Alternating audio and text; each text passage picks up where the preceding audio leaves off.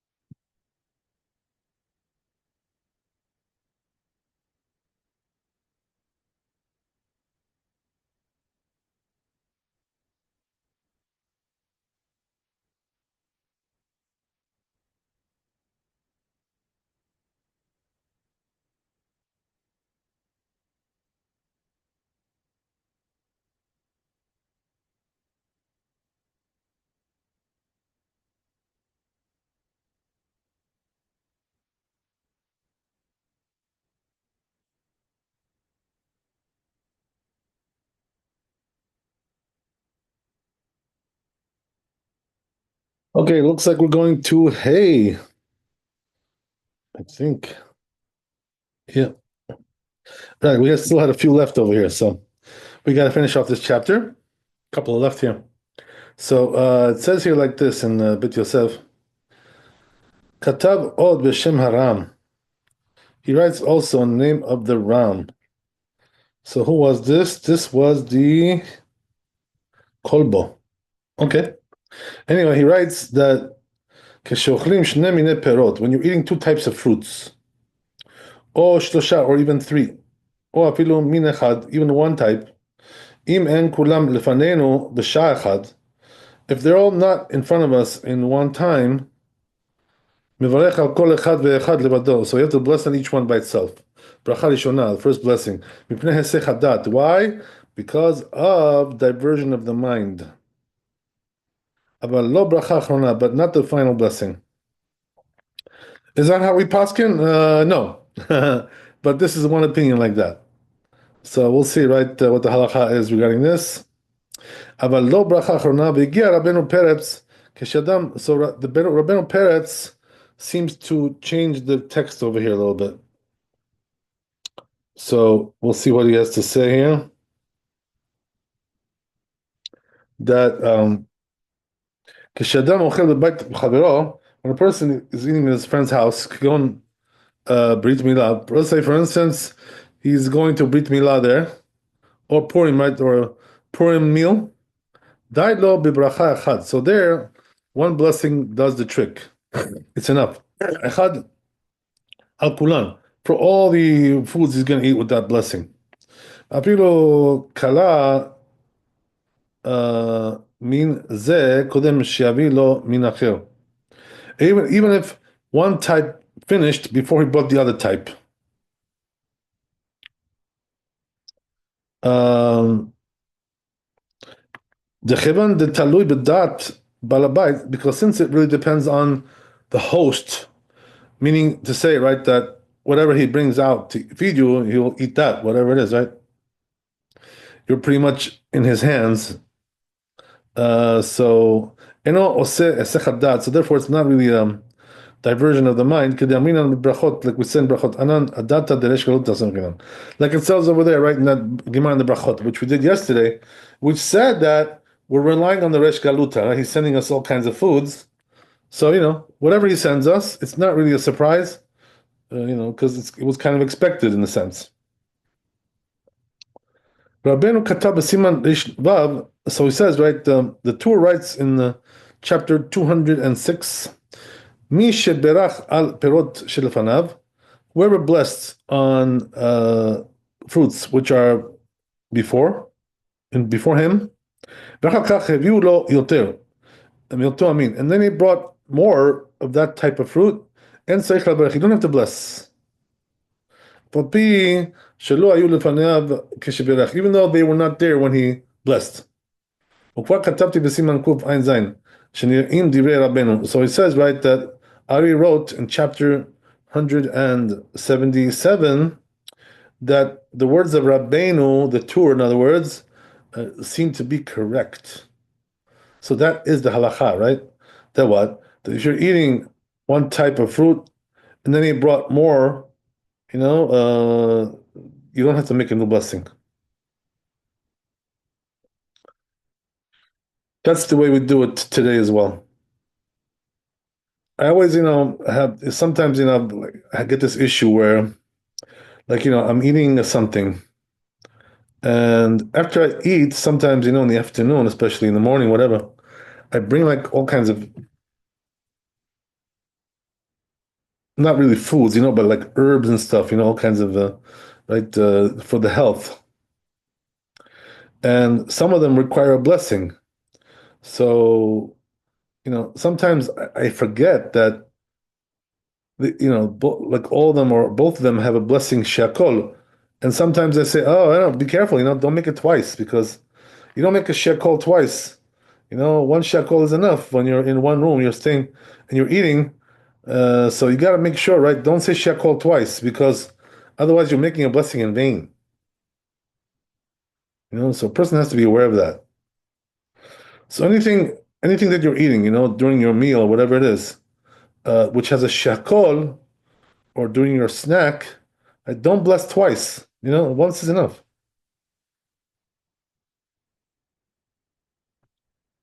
So it's pretty similar to what we're saying over here, that one blessing does the trick.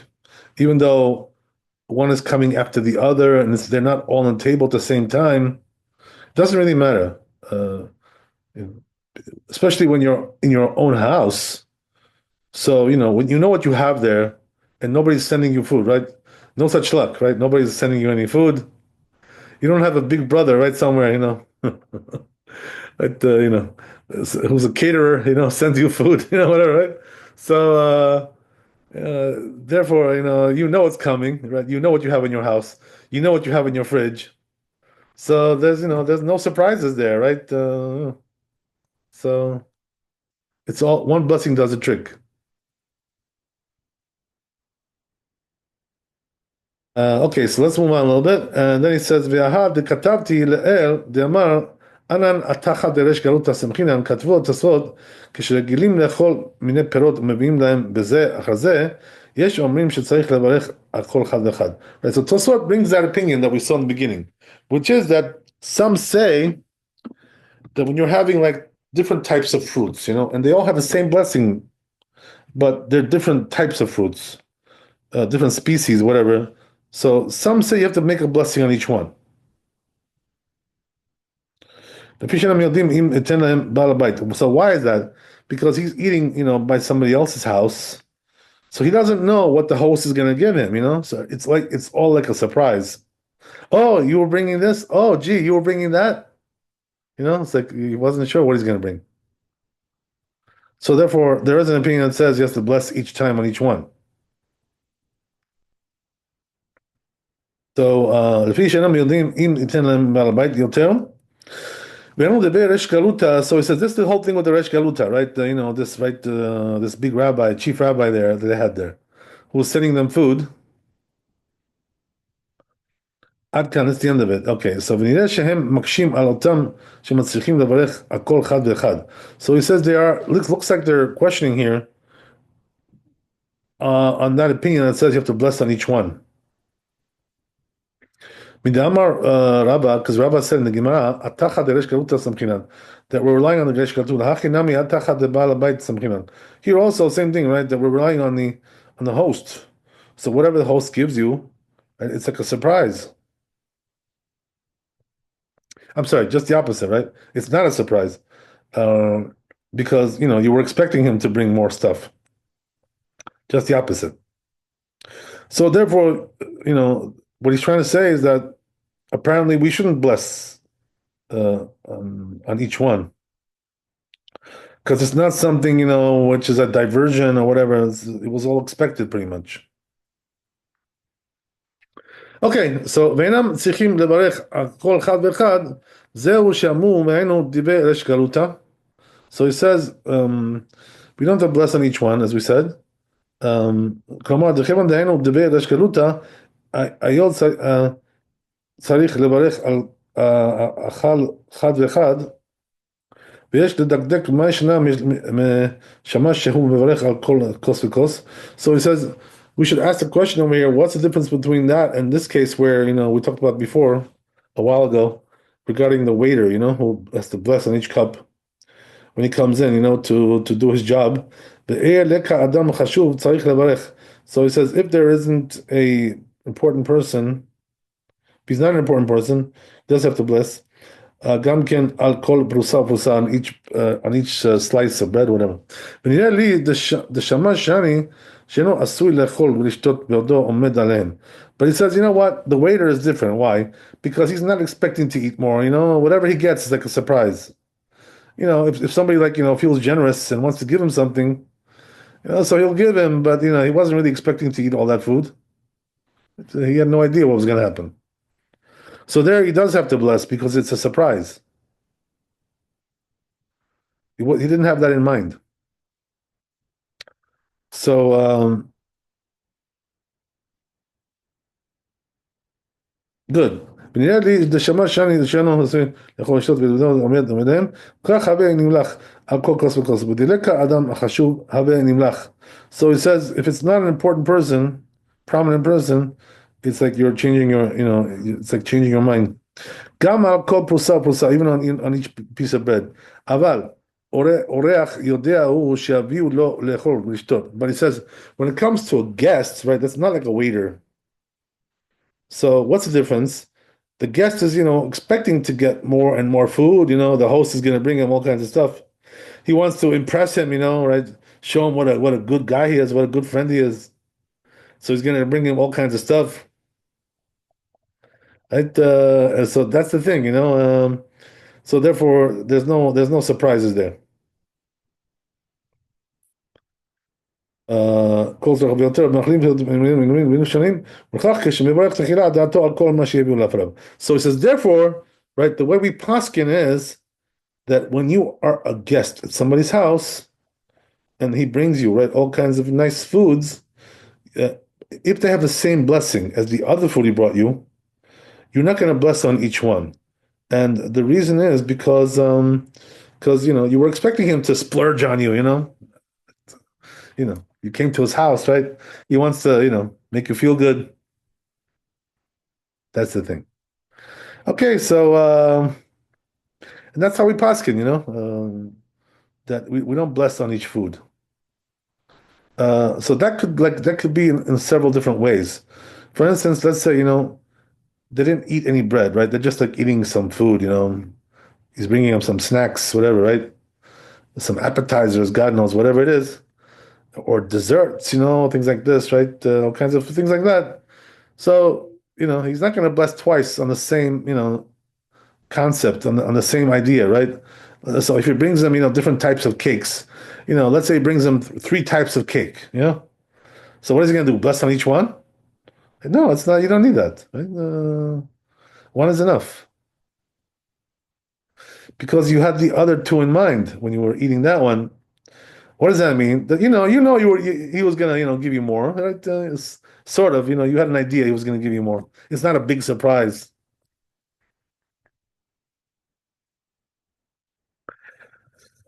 Or the other way that it could happen is that let's say you're having a meal, and then like towards when you're getting to dessert over there, right? So there's all kinds of things that they bring, fruits and right desserts and ice cream and whatever, right? All kinds of stuff like that, right? Cookies, cakes. So, you're gonna make one blessing and it's gonna cover everything which has that blessing. That's what you're gonna do. Okay, great. So that was hey. So we'll do a Shulchan Aruch there. Okay.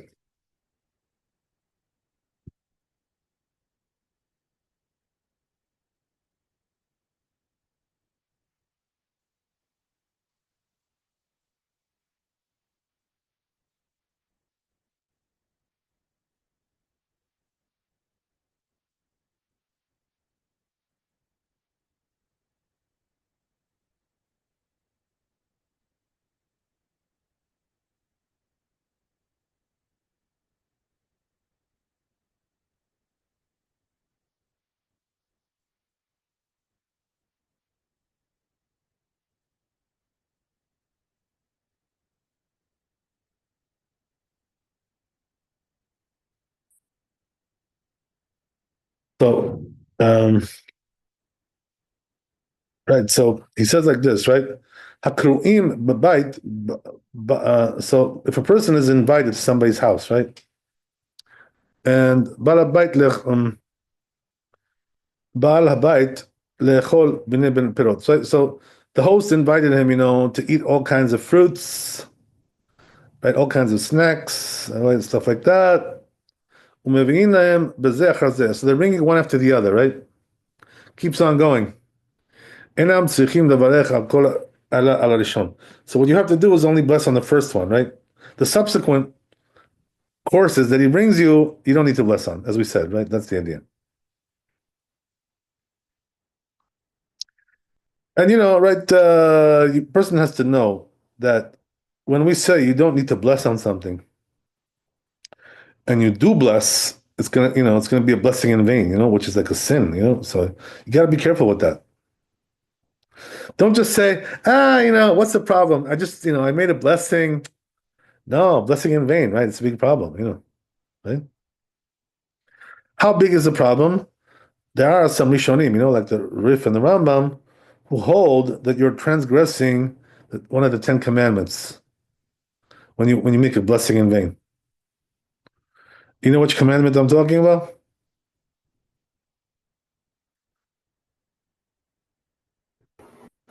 Isn't that the second commandment? To not use the name of God in vain or something like that? I think it's the Right, second. right. Not to mention the name of God in vain. Mm-hmm. Right? It's the second one, correct? I think it's number 4. Number 4. I Yeah, thought if I'm number not 4 mistaken. is Shabbat. No? Um, No. well, we'll check it. We'll check it. But it's definitely not the second one Mm. because the second one is talking about what do you call it? Idolatry. You shall have no other gods besides me. All kinds of that stuff, right?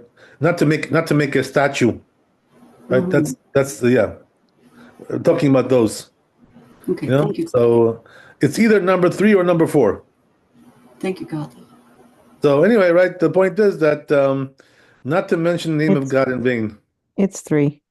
3. Okay, there you go. So that's it, right? That's what we're talking about. So according to Rif and the Rambam, when you make a blessing in vain, you're transgressing this prohibition. So it is quite a severe thing, so a person has to be very careful about that.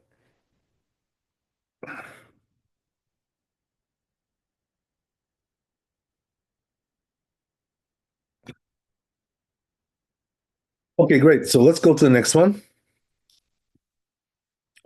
That's why we say, we have a general rule when it comes to blessings, right? Sapek brachot le'akil. What does that mean? If you're not sure, don't make the blessing, right? Better not to make it.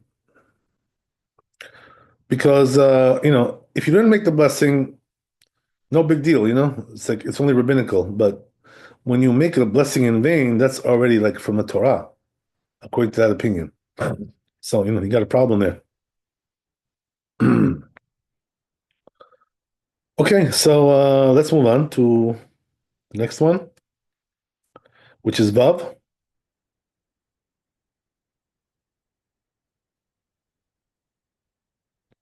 Yeah, so this is like some practical advice over here, this halacha, and it's something that most of us don't do today. And I'll show you what I mean.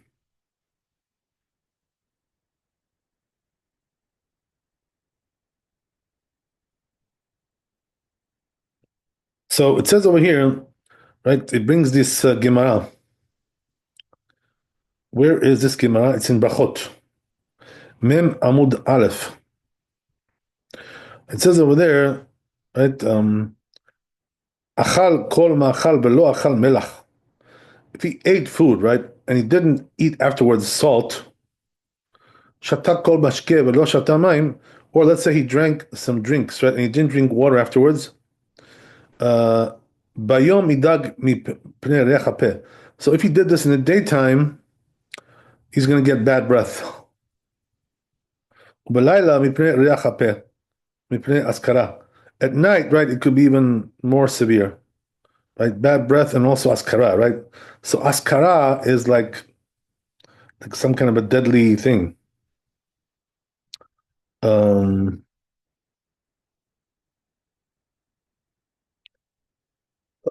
it's like strangulation kind of thing. It strangles a person. So we'll see what happens over here, right? But Katwa Ravata Zal, so the rabbis wrote, Kivan de lo achal v'la shate have sakana. So he says, therefore, right, since if a person ate and he didn't drink, it's dangerous. En tzarich lavarech midi dehava shota the mashkil refuah. Right, so he says, therefore, when you drink after you eat, you don't have to really bless on that because you're just doing it for health reasons. שאין סכנה, אין צריך, שאין צריך לברך, you don't have to bless. והאוכל מלח אחר אכילתו, and if he eats salt after his eating, לא יאכל בגודל דקשה לקבור בנים. Wow. So he says, don't eat it with your thumb, because this will like cause him to bury his children, something like that. ולא בזית דקשה בעניות. And don't eat it also with your right zeret, which is one of the fingers, right? Because that causes poverty. Below be'etzba, and also not the etzba, which is another finger. The kasher, the shin reish, right? What is shin reish? I'll think of it. So anyway, right? The ela be'ama u'v'kamitza.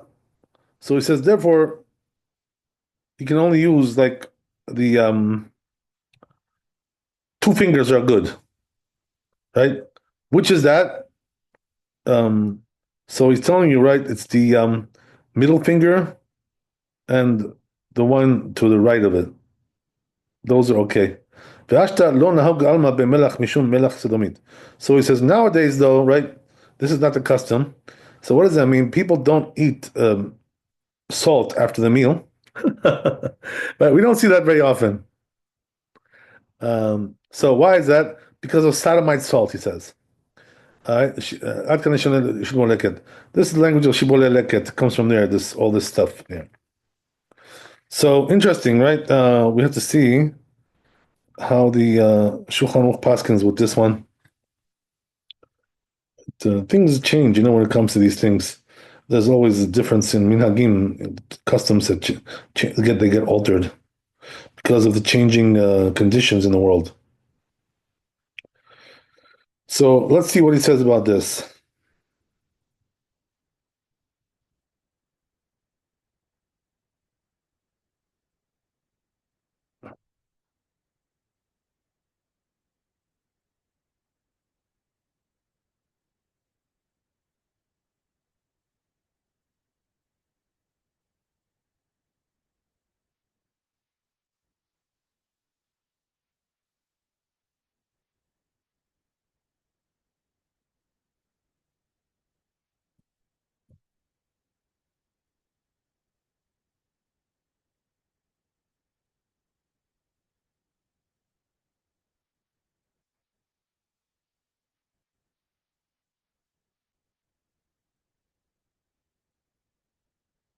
So it says Shulchan Aruch, achal kol ma'achal velo achal melach, right? If he ate and didn't eat salt afterwards, shata kol bashke velo shata mayim, or let's say he drank, and didn't drink water afterwards, bayom midag mipnei reach hapeh. In the daytime, right, this will cause, right, bad breath, as we said, uvelayla mipnei reach hapeh mipnei askara, right?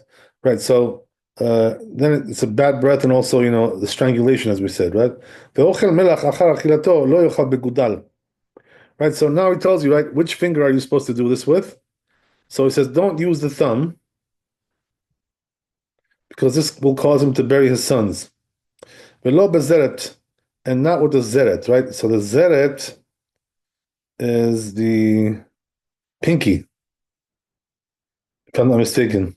So the kasher that causes poverty. So don't use the thumb, don't use the pinky, velo be'etzba, and also don't use the etzba, right? So The etzba is the long one, right? The index finger, the middle finger. I'm sorry, not the index, the middle finger, right? That's because of shfichut damim, right? I think it means that means like murder. Ela be'ama or b'kmitza. So which one should you use? Use the right, the yeah. So I'm sorry, I was right. It was the index finger there, and here it's talking about um you should use the middle finger or the one next to it. What do they call that? The ring finger? Is there a name for that? Uh, the one next to the index finger, the middle finger. What do they call it? Yes, Whatever they it's call it. the ring finger. Ring finger. Oh, I like that. Okay, that's Ring good. finger. Okay. So okay. So okay, so yeah, so then he says over here in the parentheses, right? V'ayin de'al siman kuf ayin, lama enanu nuagim lebachila melach shotet mayim. Right, so he says, look over there in this chapter 170, why we don't have this custom, right, to do these things, right? To eat salt and to drink water right after the meal. Yeah, so I think we already covered this, before. But here I think he brings the Mishnah Berurah brings uh, right the story over there. So he says, "Mishum dekol achilot shelanu meorab mitchilat b'melach." So he says, you know why we don't do salt? So it says Mishnah Berurah is because our foods have salt, so it's not necessary. וכן כל המשקה שלנו כשיכר ומי דבש וכדומה מעורב במים. He says also our drinks, have water mixed in. So basically, right, we don't need it because of this, I know, it sounds like a sorry excuse pretty much. All this stuff. But because I mean, like what's the big deal, like what you're telling me, you have salt in your food. They also had salt in their food in those days. So what changed? I don't get it. What's the big thing? Okay, whatever, we'll see. And להקפיד על זה ניהו בלאו הכי, so it says, therefore we're not particular about it. And להקפיד בזמננו, דהיידנא נשתנו הטבעים, right? So he brings a Magen Abraham here, the Mishnah Berurah, right, who says something, more plausible, I guess, right, which is that nature has changed, and that's why we're not particular. Because, in other words, the nature of the world has changed, and therefore, these things do not apply. And this happens, by the way, in many different areas in halakha. That the nature has changed, and therefore it doesn't apply. There are many things like this. For instance, there's another one, which is that it says in the Talmud that a person who eats, like onions or garlic, which was left overnight, so it's dangerous, it can kill him. So the truth is, right, nowadays we're not really particular with this. Because otherwise, right, if you were particular about this, you wouldn't be able to go to the store, and to buy, like spices, like garlic and onion spices, because those were left overnight. So those things would kill somebody, right? Whatever. So, we're not really so particular about these things. So there are things, where the nature has changed. We already talked about, by the way, if you remember, drinking like pairs of drinks, pairs. We call that zugot, right? In those days, that was dangerous to drink pairs. No, it's not dangerous for us. We're not particular with these things. There's many things like this, which have already passed from the world. So this is one of them, right? That's what the Mishnah Berurah is saying in the name of the Magen Abraham. So yeah, it sounds right.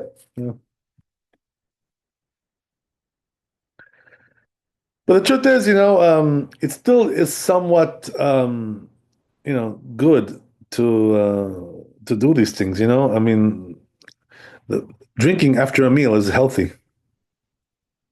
Let's face it. And also, salt can be very healthy for certain things. Even though the doctors say nowadays, sodium, too much sodium is no good.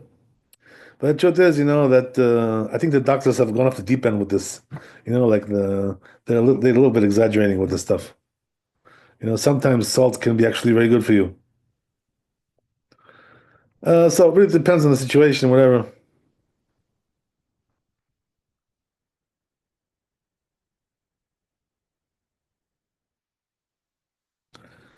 Okay, so I think we're done with this chapter. We can move on.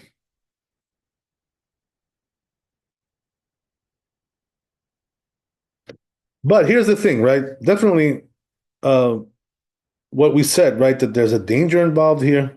A person could die. All these kinds of things, right? From this, because askara, as we said, right, is like strangulation. So, this we don't really see happening today, things like this. So definitely he's right that nature has changed, It's not what it used to be.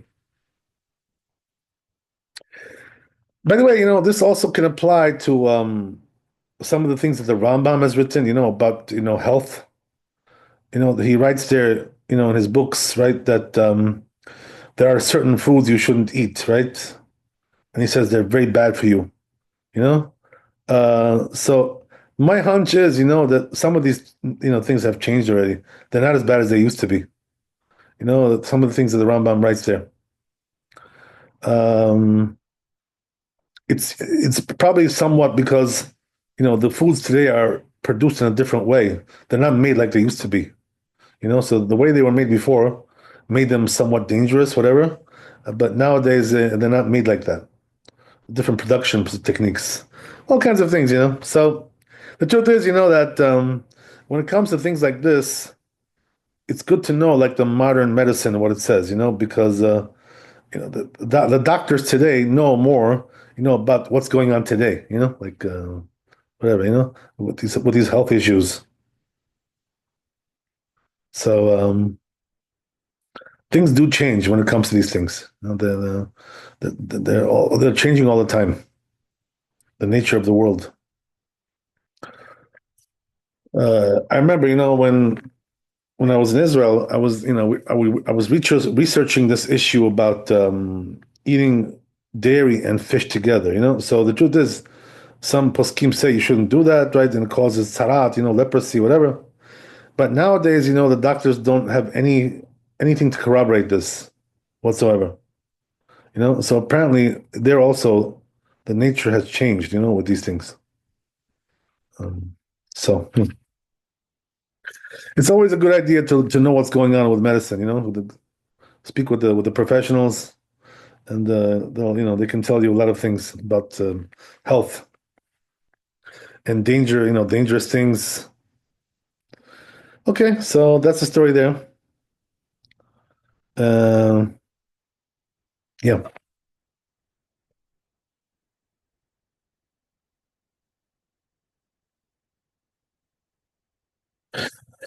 There's also another thing, which I want to meant to mention, which is similar. There is a Gemara which talks about certain types of healing techniques, for certain diseases.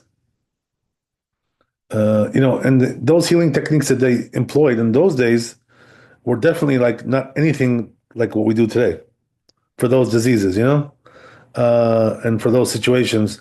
So the truth is, one time they asked Moshe Feinstein, like, should we follow these things, in the Talmud, what they say? So he says, not really, because, probably the nature has changed with these things also, So it's not really, pertinent or relevant anymore to do those things like they said in the Talmud. So, the person has to take these things with a grain of salt, basically. Not what it used to be sometimes. Okay,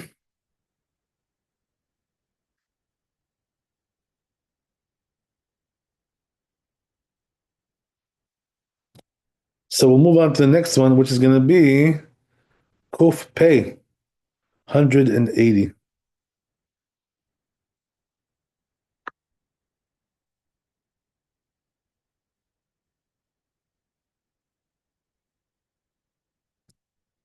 Let's see what we got.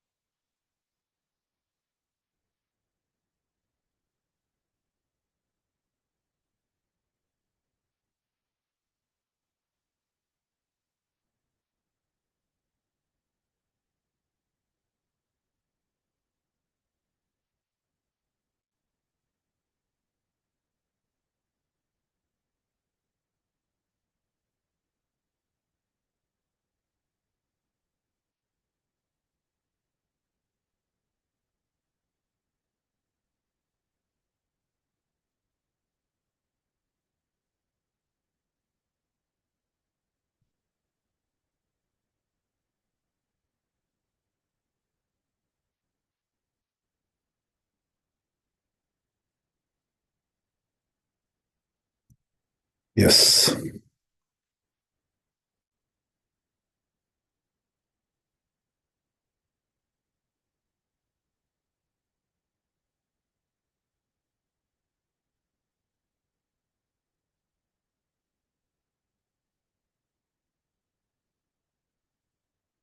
So it says the Torah over here, "Ulachar shegamar seudato yivarech birkat hamazon." Right after he finishes his meal, right. Next step is to do birkat hamazon. ויש שנוהגים להסיר השולחן קודם ברכת המזון ומביאים ראיה. So says the two, right? There are those that remove the table before they do birkat hamazon, and they bring a source for that. So let's look inside the tour and see exactly what he says.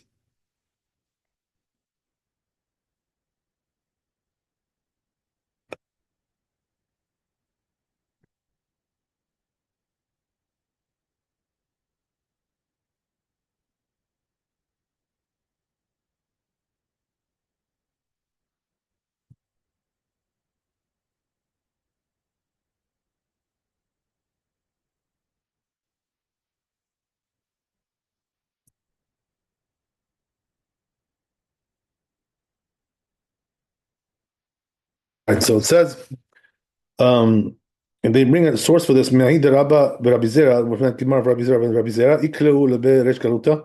They were at the house of Resh Galuta. Lebatar tasalku taka mikamayu. So it says, right, once they remove the table, kodem birkat hamazon, before birkat hamazon, shadar lehu distara. And then he sent them like some more food. Alma shayu regilim leasir shulchan. So you see from there, this Gemara, that they used to remove the table, kodem birkat hamazon, before birkat hamazon. Katodav Adonai Rosal, then Raya Misham. So he says, right, that's not really a proof, the Rosh says. The Gemara. Shayu lahem shulchanot ketanot. Why? Because in those days, the thing was they had like these small personal tables for each person. כל אחד שולחנו לפניו, ולא היו מסירים השולחן מלפני המברך. So he says they were not removing the table from the one who was blessing the Birkat Hamazon. אבל אנו שאנו אוכלים כולנו על שולחן אחד, but he says us, that we eat all of us on one table. אין נכון להסיר המפה, so then it's not proper to remove the tablecloth והלחם עד אחר ברכת המזון, and to remove the bread until after ברכת המזון. ויש נוהגים שלוקחים כל הלחם מהמפה, מניחים אותה לפני המברך.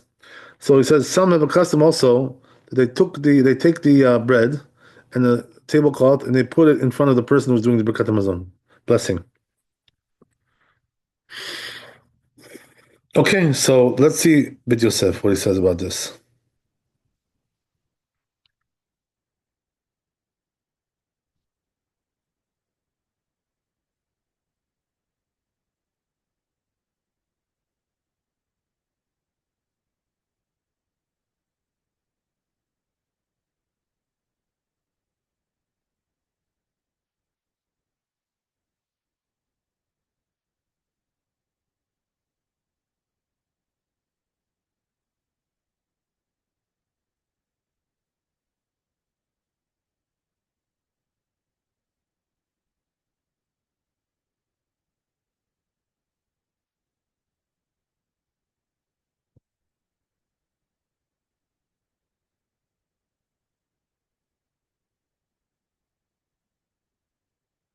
So it says Bit Yosef brings a source בפרק כיצד מברכים, it's in ברכות.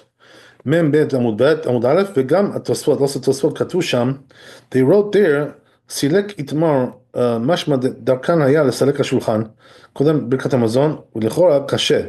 So he also says, right, that apparently, right, the custom was to remove the table before ברכת המזון. Who says this? The תוספות.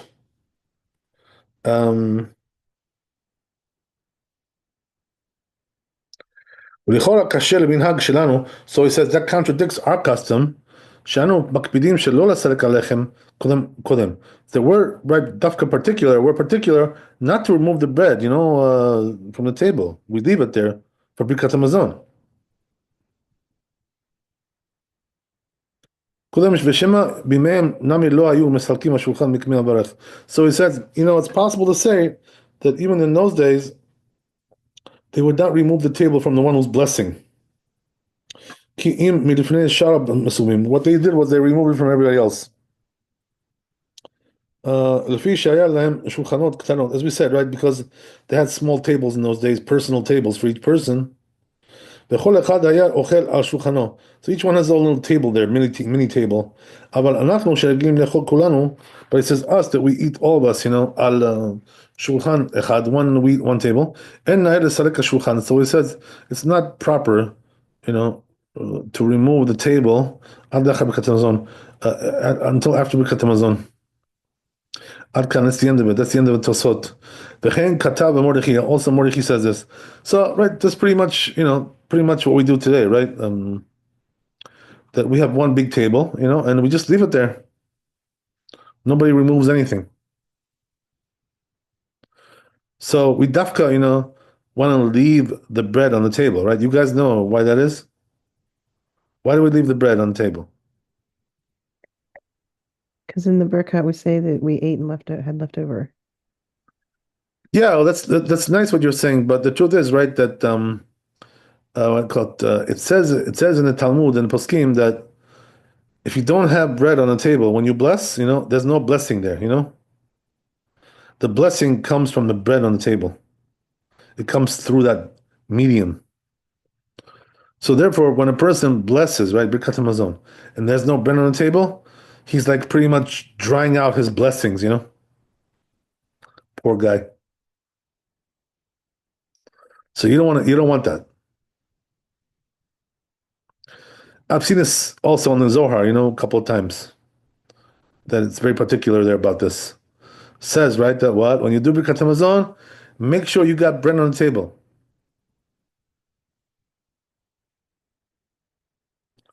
We're going to talk about that also afterwards. We're going to cover that whole thing regarding that issue. So, therefore, right, the custom is that always when we do Birkat Hamazon, there's bread on the table. And right, all the more so on Shabbat, right, there should be bread on the table when you say Birkat Hamazon. I was told by one big rabbi, in Israel, that he said the custom is, according to the Kabbalah, that we leave bread on the table like on Shabbat, like all Shabbat. There should be never be an empty table on Shabbat, without bread. So there should always be a piece of bread there on the table, because this is like also blessing, kind of thing. Since the blessings come from Shabbat, they come from the table, they come from the bread. So therefore, you want to have always right on Shabbat some bread there on the table.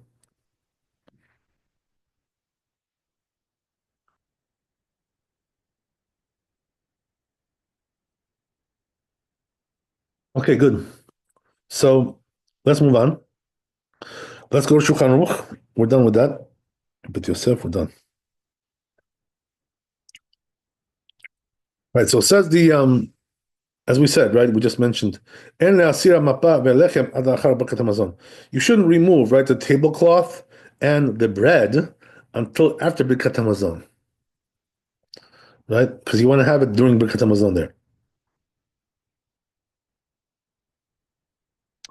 So you see, right, that, the proper manners at the table, when you eat, this is like a source of blessing. So what do I mean by that? First of all, we just mentioned now, right? Leave the bread on the table. That's one thing. The other thing is that there should be no bread on the floor, right? That's why right. Any of you who was eating together with me always knows, right, that I sweep up before we finish the meal or whatever. I sweep it up, right? Because they say this also causes poverty. When you don't sweep up the bed from the floor, you leave it there. So that's not a good thing. You don't want that, right? So these are like all types of segulot, like all kinds of ways to get the blessing and not to get poverty. And same thing also, about my machronim, right? Also, very important. So you see these things during the meal, they all bring blessing. You do my machronim, you sweep up the bed from the floor, you leave some bread on the table, right? and make my machronim, as we said. And also, as we said, right, if you have three people, there's three men there, they should also do, right, zimun, and then bless on a cup of wine after Birkat Hamazon. That's also important, if you have three people there. So there you go, right? If you do all that, you're doing pretty good. Bringing a lot of blessings to your house.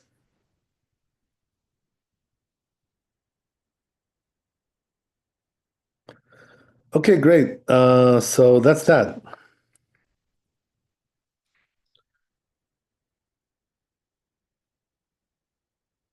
Yeah, so we should do this one, right? Because it's really, talking about exactly what I just told you guys.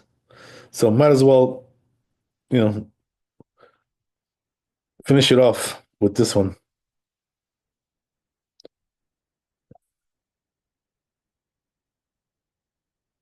So let's see where this is. We did Aleph. Bet. Here's the bet. Okay, so it says over here, Kasina Perek Chelek, right? It says in Perek Chelek, which is in Sanhedrin, right? Tzadik bet Amud Aleph, Amar Rabbi Elazar, Kol Sheno Masher Patal Shulchan, just what we just told you, right? Um, whoever doesn't leave, it says like this, right? In Gemara there. Whoever doesn't leave bread on the table, Eno Ro'eh Siman Bracha, he won't see any blessing. Le'olam, forever. Oh God. Right? He'll never see blessing like that. If he blesses with an empty table. Shenemar, as it says in Pasuk, Yov, right? En sarid leochlo, al ken lo yachil tuvo, ve'amar Rabbi Elazar. So he brings this verse from Yov, right? Which is like a very cryptic kind of thing, but that's the way they understood it. So we'll take their word for it. Okay. So anyway, right?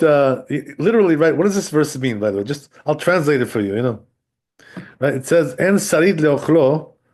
Right? Al ken lo yachil tuvo. Look what it says, right? The verse says like this: there is no remainder of his food, right? And therefore he won't get any blessing. That's what it says there. So the rabbis learned that, right? If there's no remainder of food, meaning what? The bread on the table, no blessing for you. God forbid. Okay.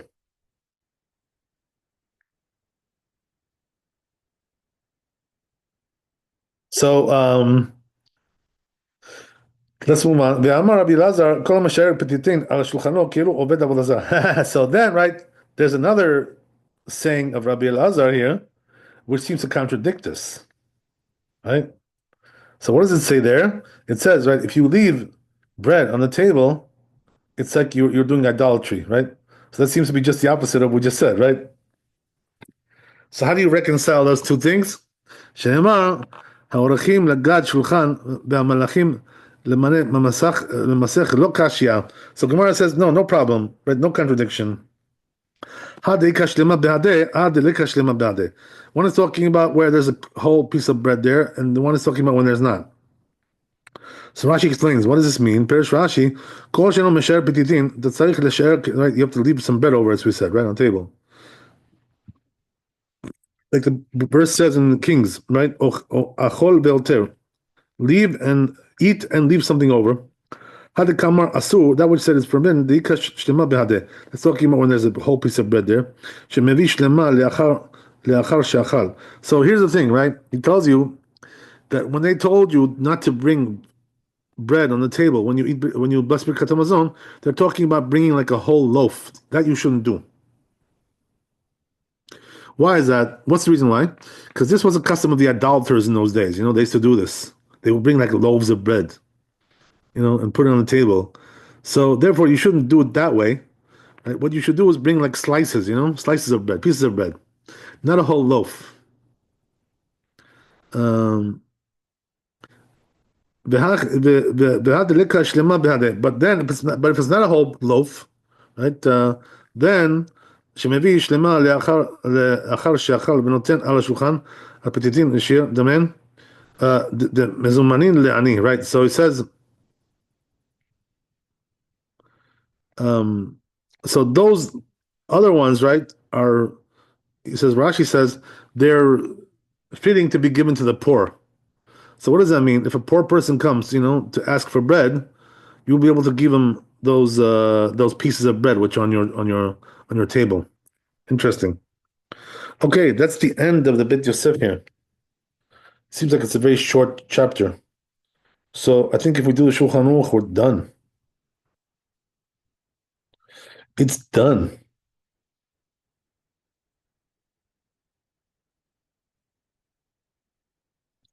So we'll do Shulchan Aruch and we'll let you go.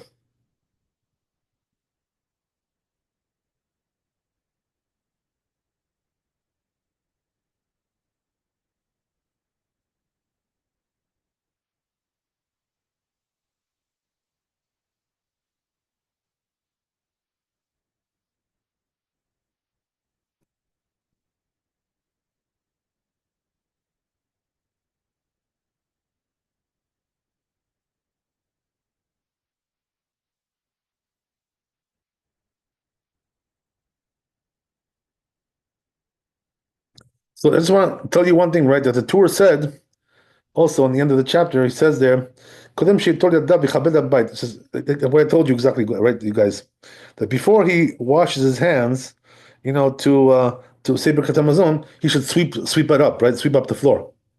I told you that, right? Shelo yisharu sham, because we don't want that there should remain there perorin, right? Any crumbs on the floor. V'yimasu b'mayim shel netila. And then what happens is, right, that it can get like water in it, and it could become like messed up and become big mess there. So it says even though there's no prohibition, to destroy pieces of bread which are less than a kazite, right? But it's not. They shouldn't be on the floor though. Maybe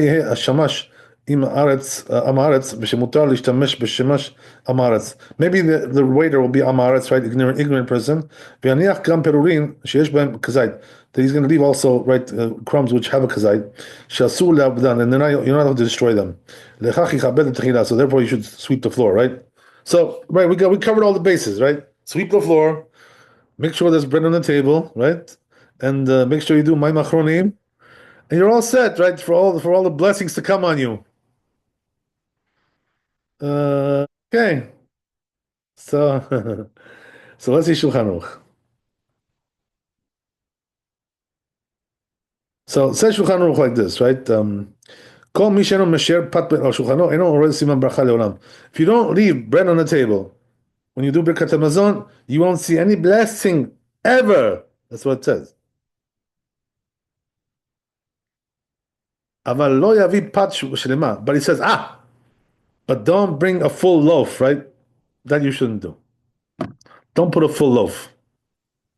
It looks like you're doing idolatry, right? Because it says, right, that this is what they used to do, the idolaters. Where is this in Ishayahu, Samechei, right over there? Talks about this. There was an idolatrous custom like this, By the way, it does say, in the poskim, that if you don't have anything except like a full loaf, you can put that too. It's just that if you have like pieces, it's better to put pieces, slices. But if you don't have a right slices, you can put even a full loaf because having no blessing, right, is the worst thing out of all. That's the thing. That's the most dangerous thing. So okay, so we'll continue Bezat Hashem tomorrow with Bet, right? We have a little bit more to do there. Uh, yeah, this is talking about sweeping the floor.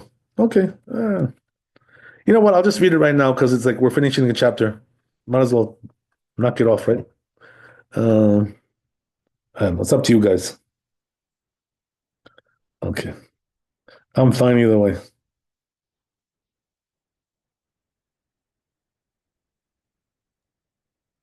We're fine. Okay. Okay. So